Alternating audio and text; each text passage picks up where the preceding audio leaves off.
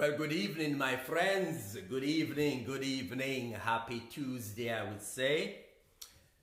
Welcome to our videocast. I'm David Etienne of Etienne Business Solutions, certified public accountant and business consultant. And every Tuesday, just doing a little home housekeeping here. Every Tuesday at 7:30, we come here, we meet right on these two platforms, Facebook, YouTube, and we dive into our videocast where we're looking at pertinent issues to do with businesses in general. So we look at all different areas: finance, bookkeeping, accounting, taxation, etc. Of course, right now we're at the start of the tax season, so the emphasis, the focus will be more on issues related to taxes, all right? But overall, we cover a wide spectrum of business topics, business-related topics. Just need to point out and to remind you that we also have a YouTube channel, Etienne's Place, where you can find all our videos on various topics uploaded there. So I invite you to check them out, go through. You will find stuff and information that I hope and I trust will be of much use to you. Share, like, comment, and let us know what's going on. So again, welcome, happy to have you. Without further ado, let's jump right in. Last week, for those who were with me, we went through quite a bit of stuff to do with those tax and tax rates and tax income brackets and marginal tax rate, etc.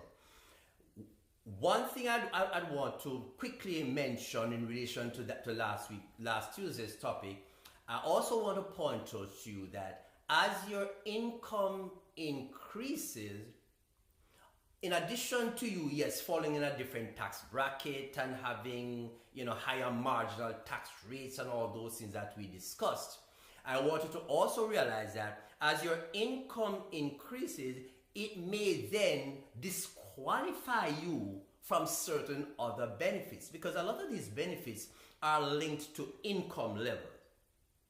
For fairness, so that as your income increase, the idea is that you no longer need to have these accommodations. So you can understand that in addition to the tax going up, as your income increases over time, then some benefits, for example, stimulus payment. It's not everyone who receives stimulus, because your income could have been at that level that blocked you from qualifying for stimulus payment. Some social services are also of that nature. Based on your income, you may qualify for those services. Once your income has passed a certain level, then it is out. Even tax deductions that we spoke about last week fall in that section. Once your income passes a certain threshold, then some deductions that you're entitled to up to then, you may find that, it's either they are all unavailable to you now or they are significantly reduced. So I just thought I would just add that as a piece to last week's deliberation. Good, let's move forward. We ended last week by me giving you a teaser as to what is to come for today. And that basically was addressing tax deductions and tax credits. So a quick recap of just that principle. We said that a tax deduction is good, but what it does is just to reduce the amount of your income that will be subject to tax. So remember that a simple example I'd use. So if $100 income and you have a tax deduction of $20, then when you take the 20 from the 100, you have $80 left, and so that is what your tax calculation will be based on. On the other hand, the tax credit now is, I would say, dollar for dollar deduction. So you'll find that if at the end of the processing of your tax returns, if you normally would say owe $1,000, and if you're a person who qualify for a credit of say $1,200, then right away your tax credit of $1,200 will automatically wipe out that $1,000. And so you're saying, okay, so I have $1,200 tax credit. I would have owed $1,000 of taxes. The 1,200 wipes out the $1,000 tax debt. What about that other $200? Do I get it then as part of my refund? The answer is yes, no, maybe so. And that is the crux of tonight's discussion. That's the crux of tonight's discussion. Great. Tax credits are wonderful. Are wonderful. Tax credit, in other words, what you'll find, a person who's receiving things like, $5,000, $6,000, $7,000 of tax refund year over year, if you look at the details of that tax returns, you're going to find that most of that money, that 6,000 refund or 5,000 refund, most of that money is represented by tax credits. Yeah, so that's how powerful tax credits are. However, tax credits fall into three categories. One, a tax credit can fall in what we refer to as the fully refundable credit. Fully refundable, and I'm going to explain to you. Fully refundable credit. Category 2, partially refundable. Category 3, non-refundable. Before I dive into the details of those three categories, let me just put things into perspective. It is natural, and I've heard it over and over and over. Clients or individuals will say, my circumstances are the exact same thing or quite similar to Jane's and to Tom's.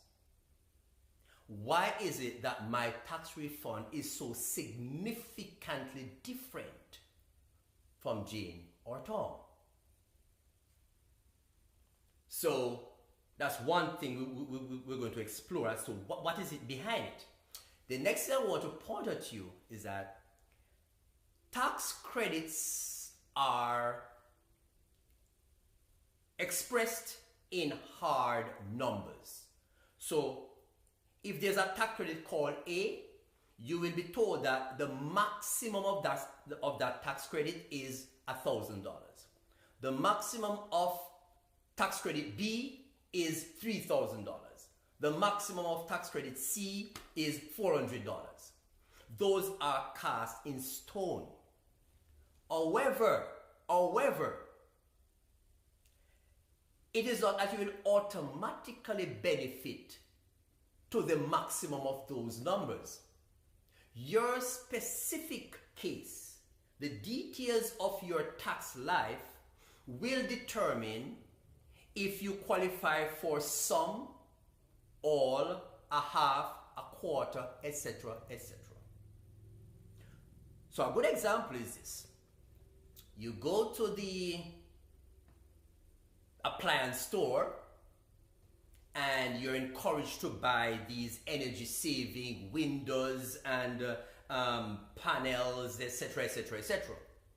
And as a sales pitch, you're told, oh, by doing this, you will qualify for an energy credit of so much money. Now the store guy is not lying. He's not telling you a lie. But what happened is sending you away with the impression that having made this purchase, if the energy credit that comes, if the maximum energy credit that's attached to this purchase is $1,500, you come away thinking that when you go to your tax preparer, that $1,500 will all be yours because that's what it said. But that's not necessarily so. Some individuals may get the full 15. Some will get 400. Some will get 800. Why? Because all these things have conditionalities. That's what I call them. They have conditionalities, all right? So that is very important. Now, let's go back to those three categories of fully refundable, partially refundable, non-refundable. Let's go back to them. And I'm going to start with the one that is non-refundable for a very good reason. Let's look at tax credits that fall in the bracket of non-refundable. What does that mean? It is saying that when your taxes are prepared and all the calculation is done, it reach a point in the calculation that where your tax liability, the amount of tax that you would owe, is calculated. So you know your tax form. Calculation, down on your 1040, come down, and you reach to that point on the form that tells you, okay, your tax bill would be $2,000, mean that what you owe. I'm going there. Let us say that the calculation and I'm sure that you owe. But then you qualify for a tax credit. That's a tax credit. But let us say that that tax credit falls in the non-refundable category. So let's use some numbers to make it simple. The amount of tax that it shows that you would normally owe is $2,000. But you have a tax credit that values $2,500. But that credit by definition falls in the non-refundable category of credits. What does that mean?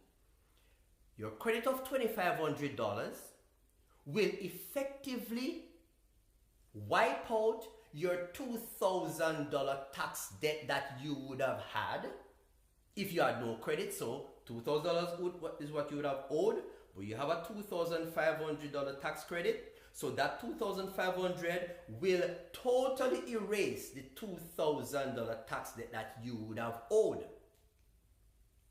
So you ask a question, what happened to the other $500? Because as far as I know, this credit is $2,500. But because the credit falls in the non-refundable category, it is saying all that credit can do is to reduce your tax liability to zero. It can totally wipe it out. But after wiping out that tax debt, you still have a balance of this credit unutilized.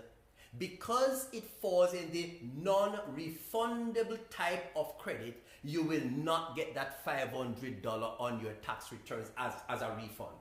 Don't think that, okay, I owe $2,000, my credit is $2,500, $2,500 cancels out $2,000, so hip hip hooray, I'm getting a refund of $500 in hand. No, if that credit falls in the non-refundable category. Okay, good.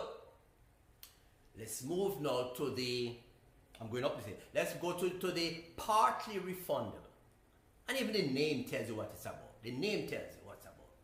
Now, how the partly refundable credits work, same principle. The first thing that it does is to apply itself to whatever tax debt you may owe. So if you don't owe anything, no problem. But I'm just saying it always seek the tax that you normally would owe if there was no credit. That's the first thing it hits.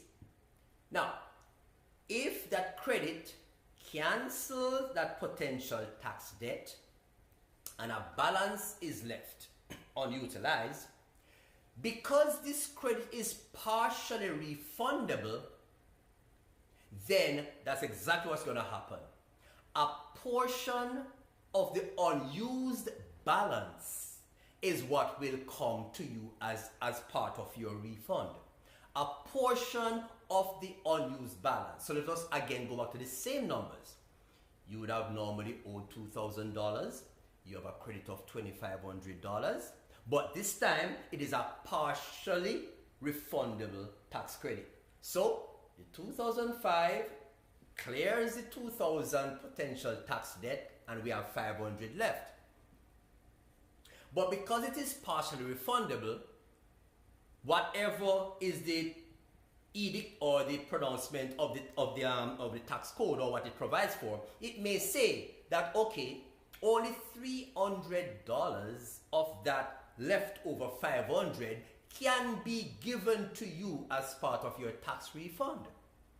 So it is partially refundable. So if you notice, at the end of the day, you only benefit from $2,300, where the first $2,000 erase the tax bill, then out of the excess 500, you get 300 of that coming into your tax refund, but the other 200 is gone. It is partially refundable. In the first scenario, all 500 was just gone because it was non-refundable, can only be used to clear the tax debt. And any excess after the tax debt is cleared is just not refundable. Won't be given to you. Second scenario is partially refundable. But as it says, partial. That excess 500 is not all given to you. It's actually a portion that is handed out to you. Then we come to the third category, which this is the one fully refundable. Fully refundable. And so the name of it tells you, fully refundable. So what it is saying is that, same numbers, if my potential tax debt would be 2,000, and I have a tax credit that falls in the category of fully refundable credit, then when the $2,500 clear the $2,000, that excess $500 that is unutilized is going to come to me as my tax refund. Along with other things, if other things also contribute to refund, but let's assume that that's the only thing, then it will come to me. Very, very, very, very important. So what are you seeing there? You're seeing a case where three individuals can qualify for the same $2,500 tax credit. Follow me. 3 individuals qualify for the same $2,500 tax credit. And I'm going to say that that tax credit falls in the fully refundable category. Individual 1 would have owed 2,000, so the 2,500 wipes out his 2,000 debt and give him $500 in pocket. Individual 2, he, after the computation came down, he would only have owed $1,500. So the 2,500 came across, wipe out the 1,500, and so the excess is 1,000. He gets $1,000 in his refund. And Mr. Man, the third guy, his tax debt would only have been $500. So when the $2,500 come across, it wipes out the $500 potential tax debt and leave an excess of $2,000. And so the guy gets $2,000 refund. So now you're saying to yourself, I don't understand what's happening. This guy qualified for the same credit that I qualify for. We all three qualify for the same credit. Why is he going on with so much money and I can't? Something is wrong, man. This tax preparer is a quack. You know what I'm saying? But you need to understand. It's very important for you to understand, even the basic understanding of how these things work. Right? So that is it. Because remember now, you still benefit to the same extent as the other guy. It's just that because the other guy had a much smaller tax debt, when that was cleared, he got more money in hand. Because you have a larger tax debt, that money went to clear that larger tax debt, so you got less money in hand. But bottom line is that all of you benefited to the same extent. It's like you had a bill that had to be paid, he had a small bill. And we can even look at a case where a person ended up with zero tax debt. Zero tax debt, no tax debt at all. So if he qualifies for that $2,500 tax credit that is fully refundable and he has zero tax debt, it means that the full $2,500 is going to come to him as a tax refund. So can you appreciate therefore why you cannot compare yourself with another taxpayer and say, okay, how could he or could she and why not me? It does not work that way. There needs to be a level of understanding as to how these things work. Okay? Very, very important to note that. So therefore, we have various different credits that would fall in these different categories. Okay? Different categories. A simple Google search, and you can do that even for your own, I suppose the word could be edification, or education. A simple Google search. Refundable tax credits, non-refundable tax credits, simple. Or even better yet, if you know that you are entitled to or will become entitled to a particular tax credit, be that child tax credit, an adoption credit, education credit, energy credit, whatever. Once you kind of have an idea that, okay, you know, because I'm going to school or because I bought some energy efficient whatever, I may be entitled to this credit. Once you're aware of that, it's a no-brainer. Go on Google and put in your thing, is energy credit tax refundable? Is education credit non-refundable? Simple search. It will tell you whether or not it falls in the fully refundable, partly refundable, non-refundable. So with that information, you already know that when you go to your tax preparer, then the end result of your tax computation will only be determined at the point where you see, okay, you know, it is determined what would have been your tax debt. And so when the credit is applied to that potential debt, then it work its magic. All right. So you can even arm yourself with that level of information before even going to your tax preparer. So having given you the broad picture, what I'll do is just touch on a couple, just a few of those credits that I consider to be the more pertinent, meaning most individuals will find themselves dealing with those credits, okay? Well, of course, the child tax credit, as we know, is one of those that, yeah, you know, I wouldn't say everybody, but that child tax credit is right there. And the understanding is that, excuse me, the child tax credit, we know, you recall that for any child that is less than 6 years old, then it is $3,600 for the year. Dependent children from above 6 up to 17, then the child tax credit would be for the year it would be $3,000, okay, whereas for the other it would be $3,600. So what you find therefore is that this child tax credit falls in the partially refundable credit. Partially refundable credit, the child tax credit. So how it works?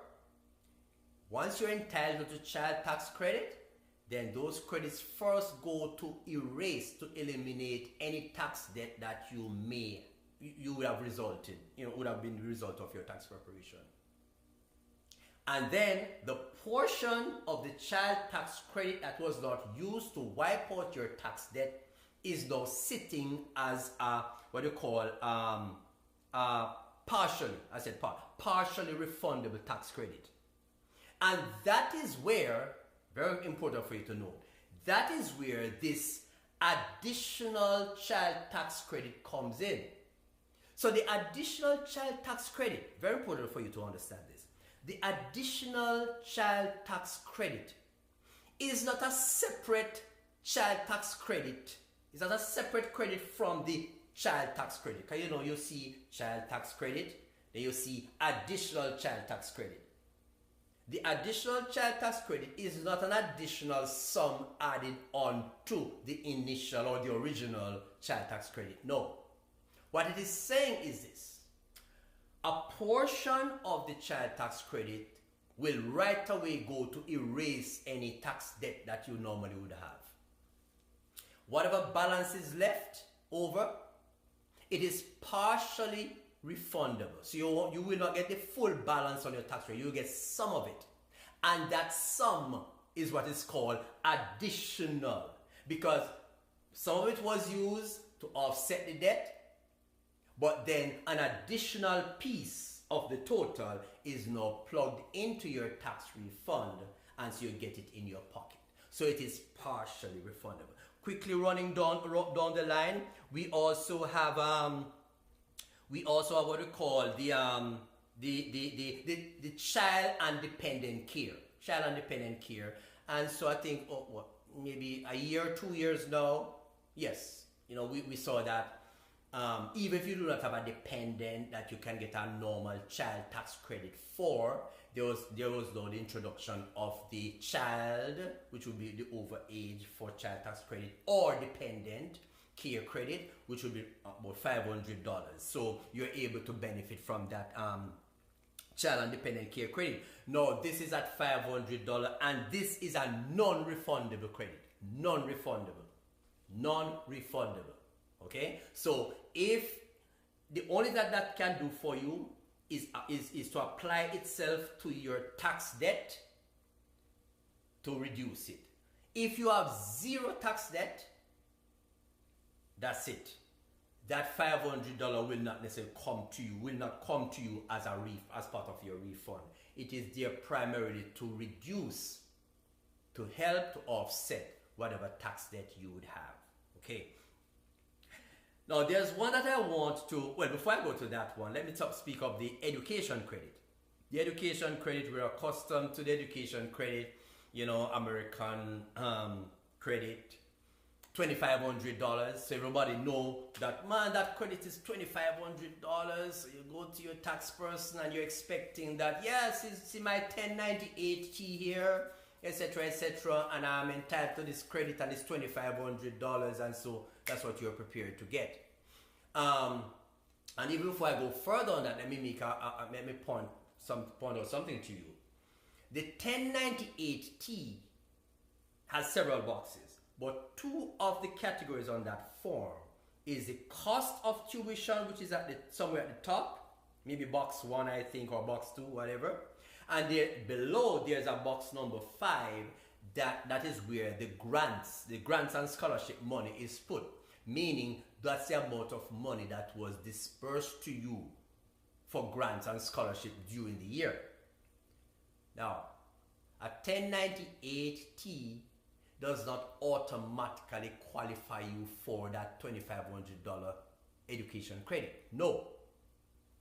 If the cost in the top box is smaller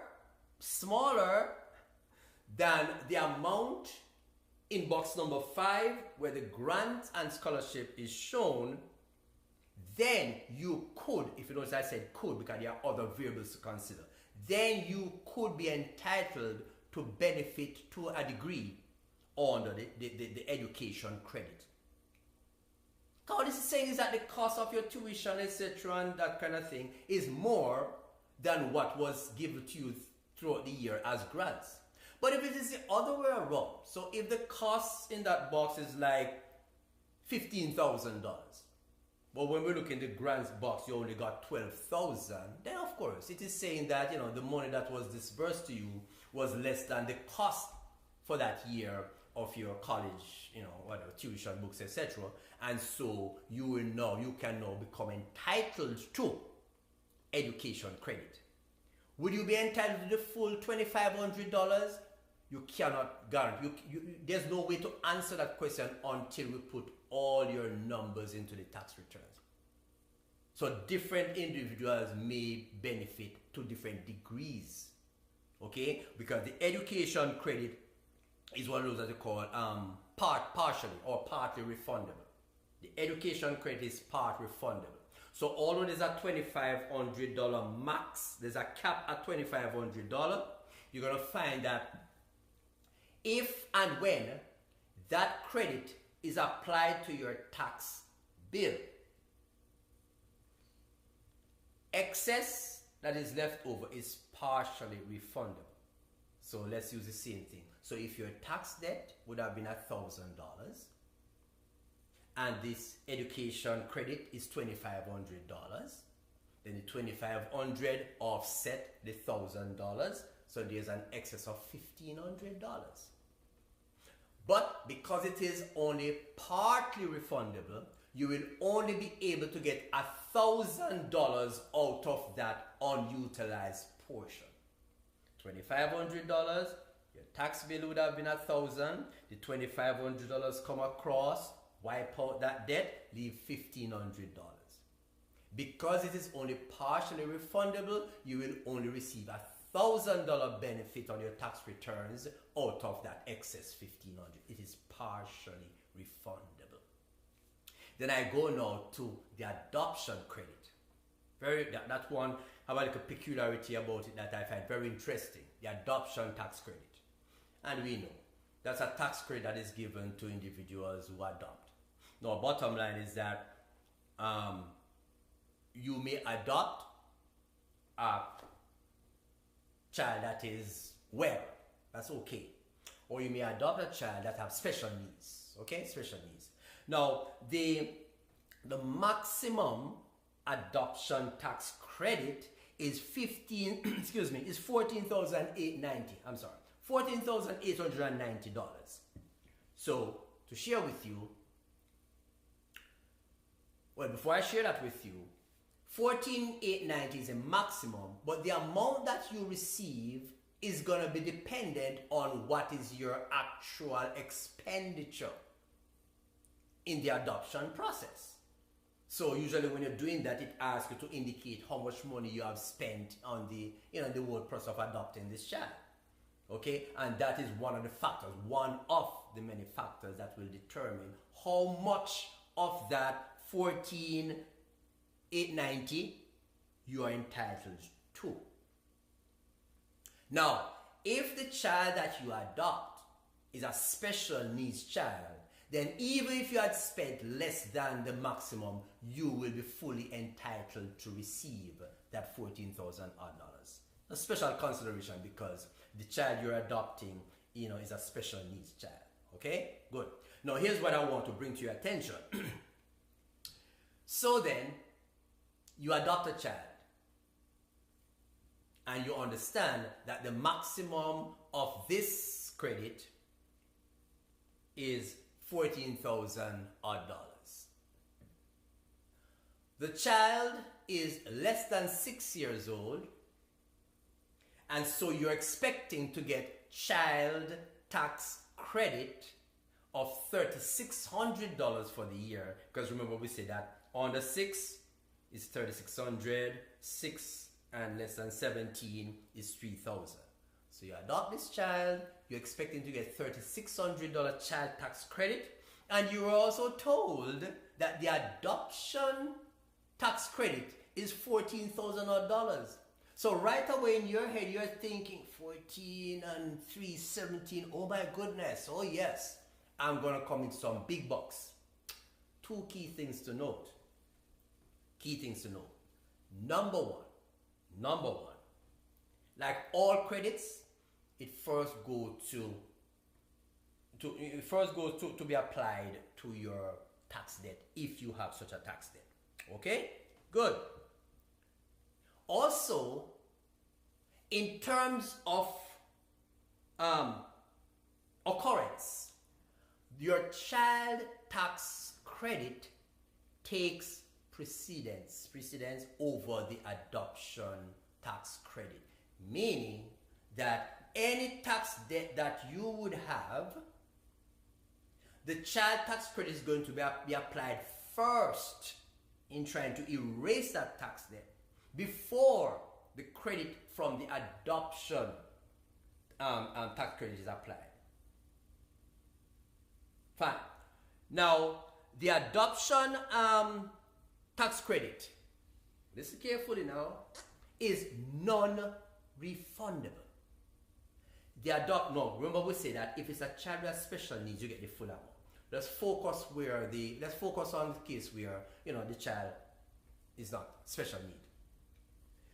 The adoption tax credit is a non-refundable credit, meaning that it can only be used to wipe out a potential tax debt. But I just said to you that naturally, if you're going to adopt a child, then more than likely you're also going to qualify for a child tax credit.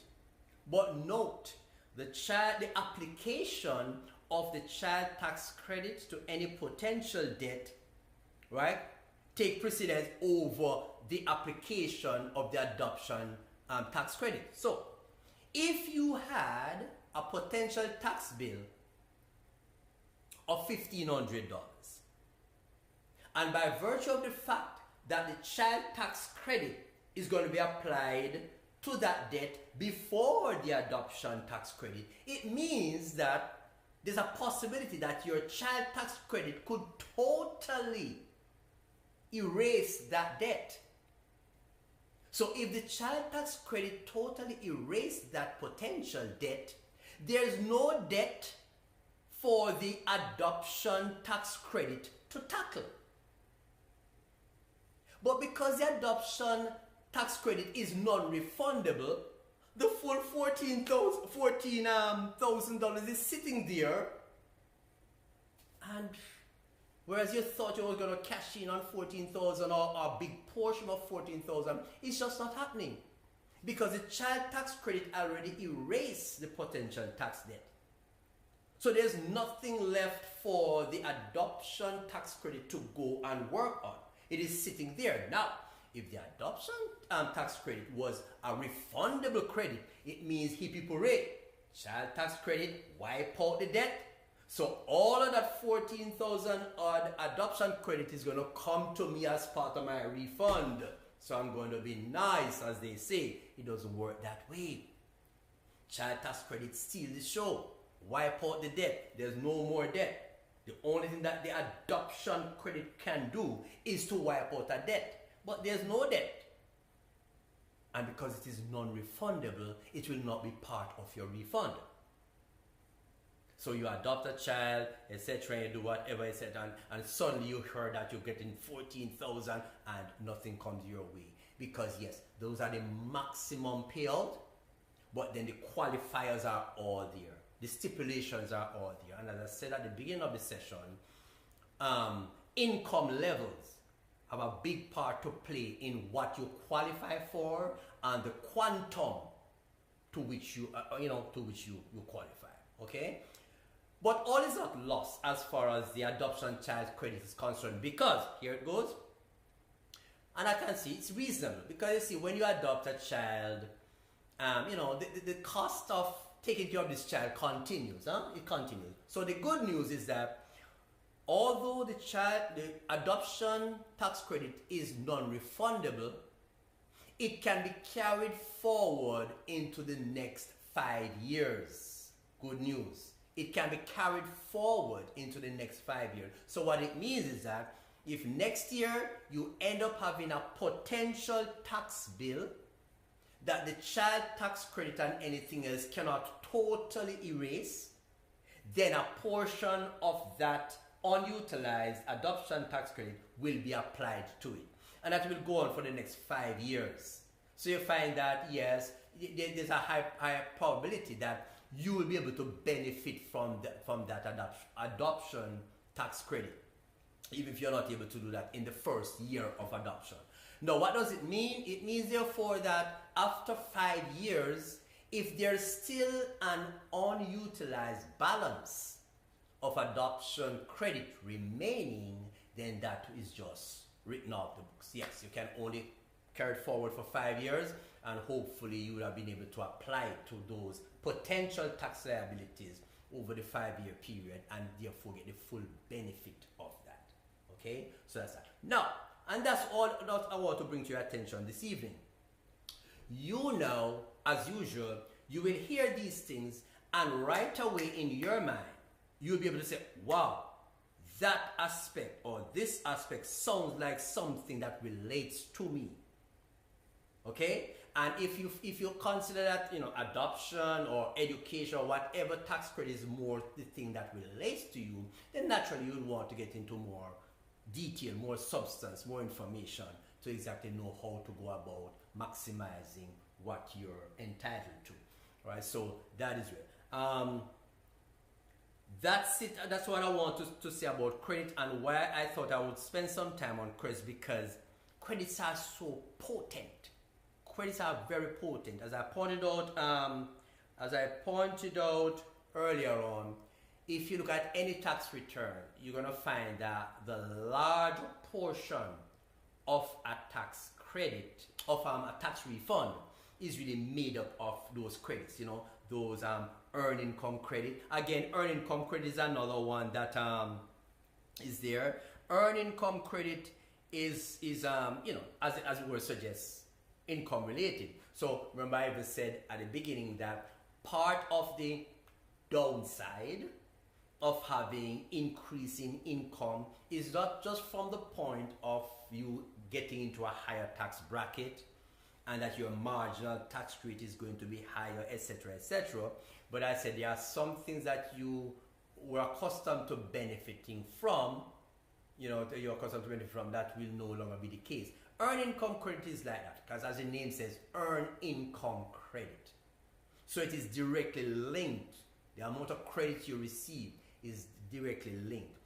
And there's a earned income credit table called an EIC table that is published each year, and you can look. And so you look at it and say, okay, if my salary fall in this range, and based on my filing status, and based on the number of dependents I have, etc., that I'm going to claim, then this is the amount of earned income credit that I'm entitled to. Right? So you can always find that on your thing. And you will notice, therefore, that the earned income credit figure varies significantly given the different income levels. So again, if my income is X and I qualify for $3,500 earned income credit, but your income is significantly higher than mine, you may qualify for $400 earned income credit. And so you're wondering, how could he get that much and I'm only get this? It does not work that way. Every individual's tax return is unique to that individual. It is your tax story. Okay? It's your tax story. And the culmination of this story is based on the specificities of the individual parts or chapters going into that story. Income level, filing status, dependence, whether or not you're going to school, all those things come into the pot, and we stir it up as tax preparers, and we stir it up, and we taste and say, okay, need a little more stirring around, you know what I'm saying? And that's what tax preparers ought to do, because by right, tax preparers, as tax preparers, we are not supposed to be form fillers, just fill in a form. No, we're supposed to be able to analyze it and see exactly what is happening, what's not happening, what's the best thing to do, what are the options we should exercise, we should jump on it. So putting everything together will give you the end result, and your end result is going to be something totally different from the other guy's end result, although you are of the view that your circumstances is the same. I mean, I have a child of 16 just like him. My child is going to college just like him. Etc. Just like him. Yeah, but you're going to find there are differences. Cool. So that's about it for me for this Tuesday. Tax credits, what it's all about. Take some time. Get even a basic understanding. Okay? And I can never get tired of saying, people, nobody's asking taxpayers to become tax guru, but your tax return is such a potent document, okay, chock full of critical information that can help you a lot. So you need to not just take your tax returns and just put it away and just be satisfied that, okay, I'm getting $4,000 refund and I'm good. That's good, yeah, but there's more to it. You need to have the basic understanding. Right? And if I must talk for us preparers, with you having that basic understanding, you will stop pulling us over the coal and say, boy, this guy don't know what he's talking about. This guy don't have a clue. Imagine, I don't understand. What is it? Why am I only getting $700 tax refund? Can't be right. Yes, it is right. All right, guys. So that's about it for me. Tax credits, king. Tax credits, king. All right. So again, this is David Etienne. My company is Etienne Business Solutions. We're certified public accountants and business consultants. We have our educational piece, which I mentioned to you, which is Etienne's Place, our YouTube channel, Etienne's Place. Go there, see a whole list of videos that we have done on several topics, business, tax, you name it, business development, accounting, finance, they're all there. Go digest them. We try to break down the material in a very basic, simple format so that you can have a good understanding of what is happening. So I invite you to check it out, subscribe, like, share, and leave your comments. Leave your comments, because sometimes your comments help me to get a feel or a sense of what the public is thinking about, and maybe it's something that I should be focusing on addressing in a next video cast, or just to post on my YouTube channel. So that's it for me this afternoon, guys. David Etienne saying have a good one, and I will catch you next Tuesday. As a matter of fact, just a teaser too, I like to tell you what's coming. Next Tuesday, I am going to be focusing on S corporations. S corporations. Okay? S corporations. S corporations. There are a lot of misunderstanding, misconceptions about S corporations. And what I'm going to be zeroing in on, critical, is this whole issue of 1099 forms being prepared for S corp owners. So you're the owner of the company, and by virtue of you being the owner of the company, you are a shareholder of the company. You are not a contractor of this company. So going the route of issuing yourself, just taking money and then issuing yourself a 1099 at the end of the year is really first defeating the whole purpose and benefit and advantage of having an S corporation. And at the same time, it defies the rules of S corpship and can get you into some problem, especially for those S corp owners who decide that I will just not pay myself a reasonable salary. I'll just take a drawing or an officer compensation and come here and I will write myself a 1099 to put on my personal tax returns. Bad move. Wrong move. You're inflicting a wound on self. But anyway, that's a teaser for next Tuesday. So having said that, this is David Etienne signing out. Happy that you guys could join me, and I hope that you got some useful tidbits that you can use going forward. Happy tax season, and I hope you get a whopping tax refund this year. Okay? Tell your tax preparer that David said that you're to get a whopping tax refund. Okay? If they say they can't give you a whopping tax refund, just report back to me. Have a good one, guys.